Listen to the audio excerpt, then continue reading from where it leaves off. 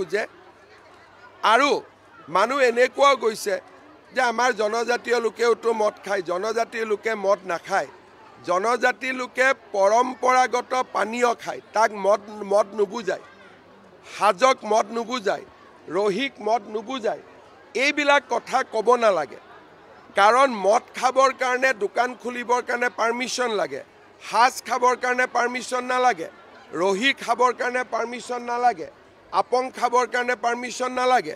আজি জনজাতীয় যিখিনি আমাৰ থলুৱা পনীয় আছে, যাক আমি হেৰিটেজ ড্ৰিংক বুলি কওঁ, তাকো মদ বনাই দিছে।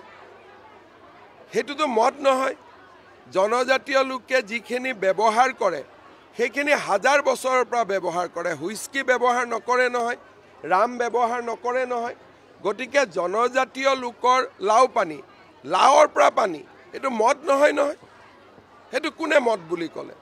গতিকে জনজাতীয় লোকৰ নাম লৈ কোনোবাই হুইস্কি আৰু মদ খায়, ৰাতি 2-3 বজাত যি ইচ্ছা তাকে কৰি থাকিব, তাক সভ্য সমাজ এখনে কেতিয়াও মানি ল'ব নোৱাৰে। খুঁজে আৰু মানুহ এনেকুৱা গৈছে যে আমাৰ জনজাতীয় লোকেওতো মদ খায়, জনজাতীয় লোকে মদ নাখায়। জনজাতি লোকে পৰম্পৰাগত পানীয় খায়, তাক মদ নুবুজায়, হাজক মদ নুবুজায়, ৰহিক মদ নুবুজায়।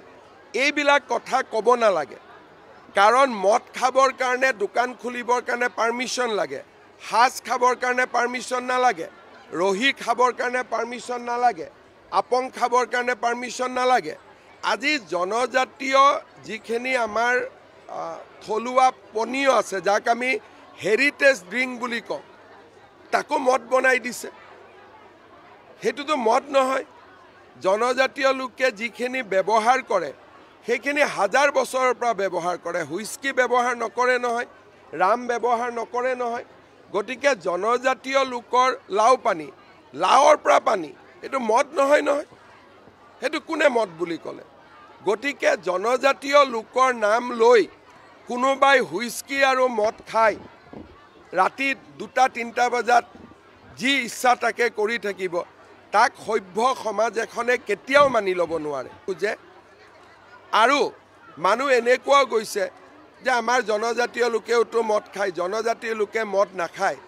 জনজাতি লোকে পৰম্পৰাগত পানীয় খায়, তাক মদ নুবুজায়, হাজক মদ নুবুজায়, ৰহিক মদ নুবুজায়।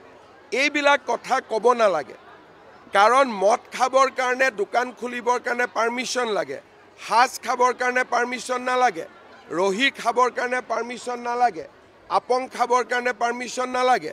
আজি জনজাতীয় যিখিনি আমাৰ থলুৱা পনীয় আছে, যাক আমি হেৰিটেজ ড্ৰিংক বুলি কওঁ, তাকো মদ বনাই দিছে। সেইটোতো মদ নহয়। জনজাতীয় লোকে যিখিনি ব্যৱহাৰ কৰে সেইখিনি হাজাৰ বছৰৰ পৰা ব্যৱহাৰ কৰে। হুইস্কি ব্যৱহাৰ নকৰে নহয়, ৰাম ব্যৱহাৰ নকৰে নহয়। গতিকে জনজাতীয় লোকৰ লাও পানী, লাওৰ পৰা পানী, এইটো মদ নহয় নহয়। সেইটো কোনে মদ বুলি ক'লে?